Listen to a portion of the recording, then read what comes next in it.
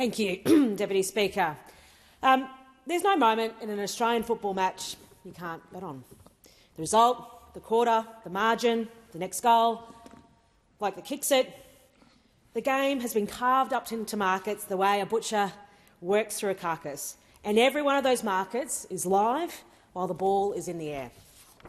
That didn't happen by accident, and it didn't happen because we asked for it.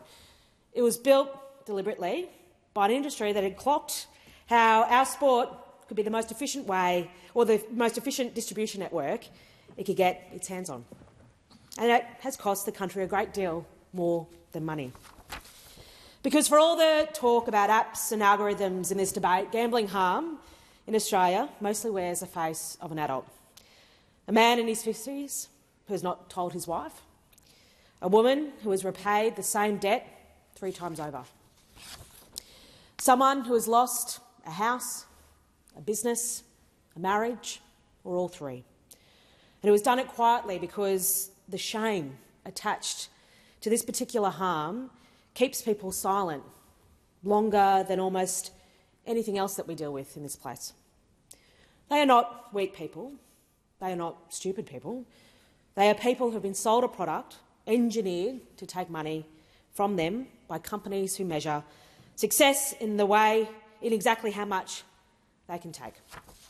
And every one of those stories begins in the same place, not with a bet, but with an advertisement. Deputy Speaker, my community is home to 2 of the most iconic racecourses in the country, Flemington and Moonee Valley. And between them, they carry the better part of the spring racing carnival, including the Melbourne Cup and the Cox Plate.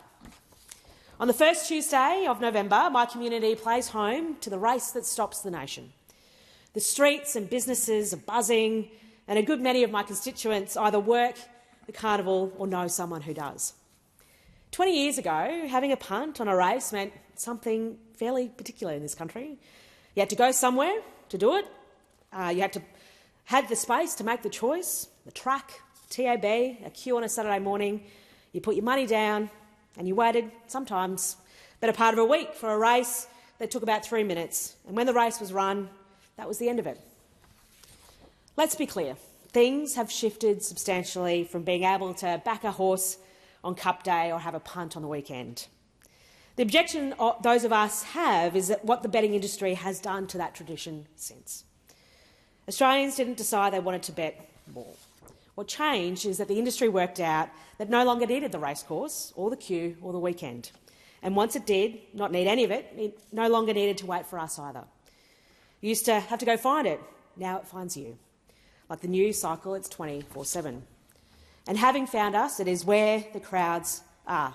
If you go to the footy on the weekend, like many in my community do, you'll count the ads, the logos on the boundary signs, the odds on the big screen at half-time in front of 80,000 people, the odds read through the commentary by the same voice calling the play or by a beloved champion of the game.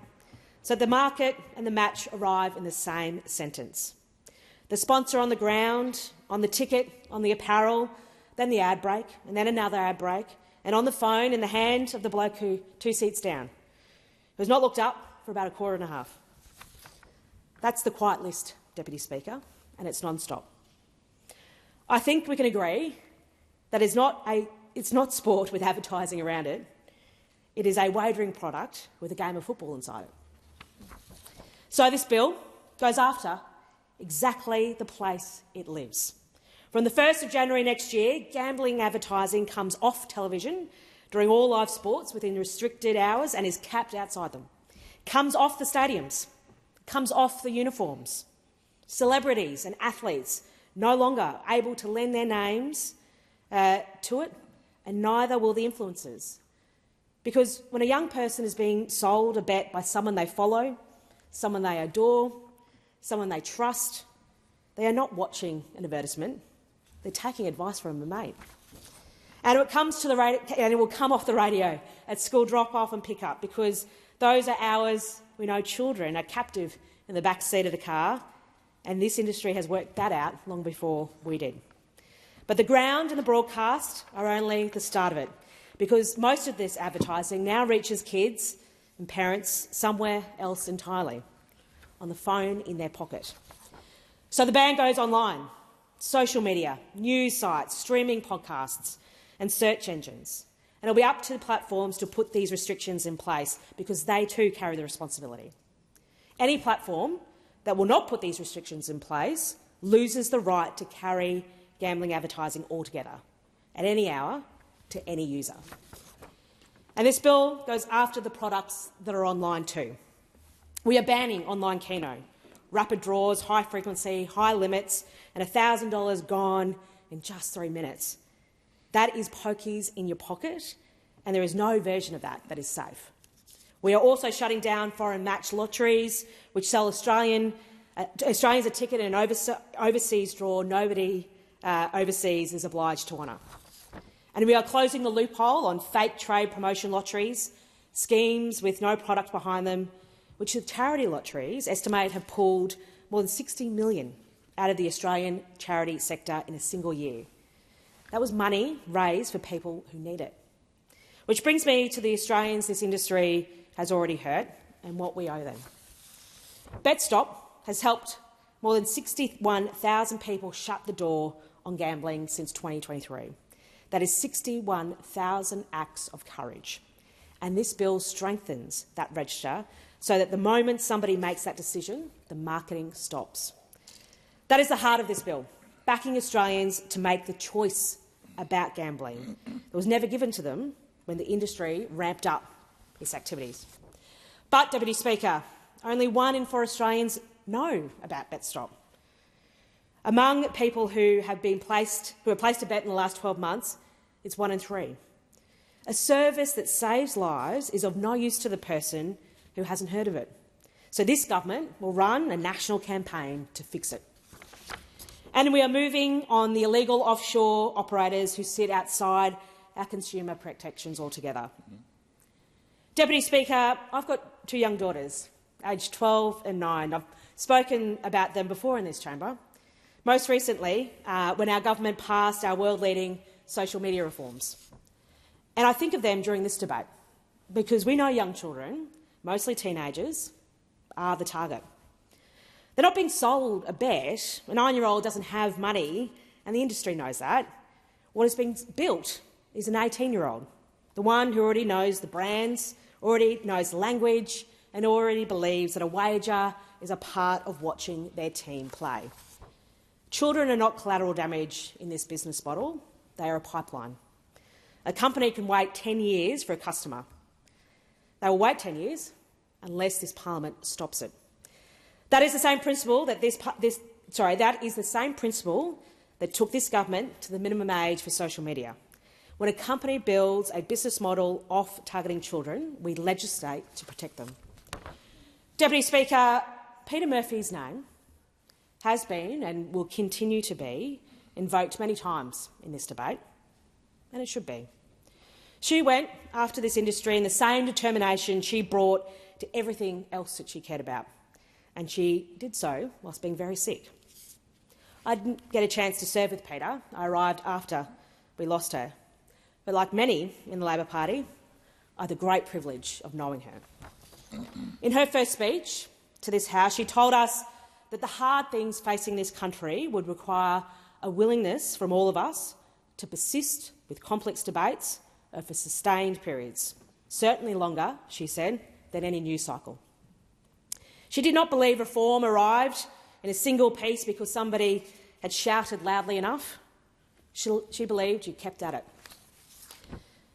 She said something else in that speech. She said she wanted to belong to a generation of politicians who rejected the politics of division, who refused to treat the problems of our society as weapons to wedge political opponents.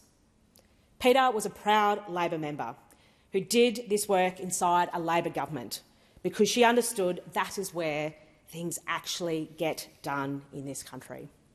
And she persuaded members of every party in this place to sign up to tackle this issue. That is who she was. She kept at it, and she wanted to bring people with her. Anyone reaching for her report as a weapon on this debate has picked up the wrong end of it. Deputy Speaker, this reform may be culminating in Canberra, but it didn't start here. There are people right across my community who have been making this argument for years, longer before it was in the headlines and longer before I was elected. They've not been shy with me since, and I wouldn't have it any other way, because they are the reason a bill of this size is in front of this House at all. Our government is tackling gambling advertising off the TV during all live sport within restricted hours and capped outside of them, off the stadiums, off the uniforms, off the radio when kids are in the car, banned across every platform online, with any platform that won't comply losing the right to run the ads at all. Keno gone, the lottery rackets gone, Bet Stop strengthened with a national campaign to make sure people know it is there.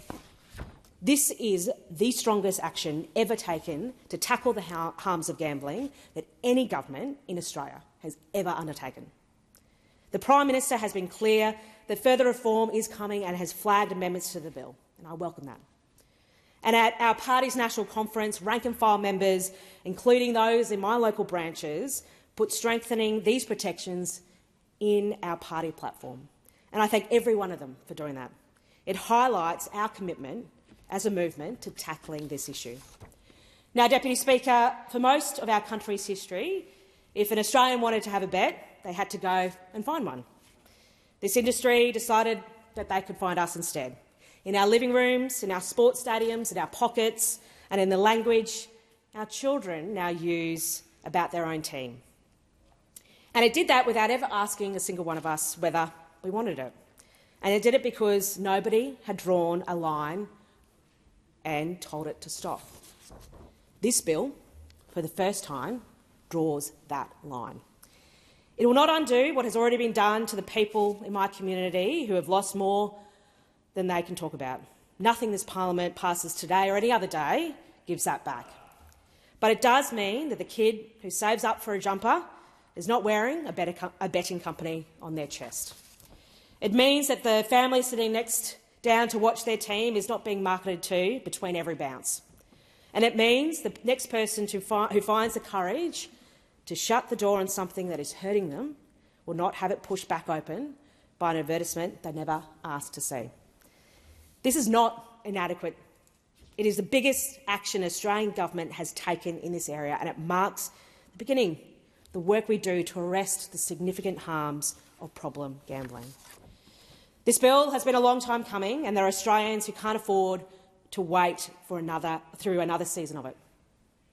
So to those opposite and to the crossbench, I implore you to work with us in good faith to pass this legislation so that the next generation grows up with a love of the game and nothing else. I commend the bill to the House.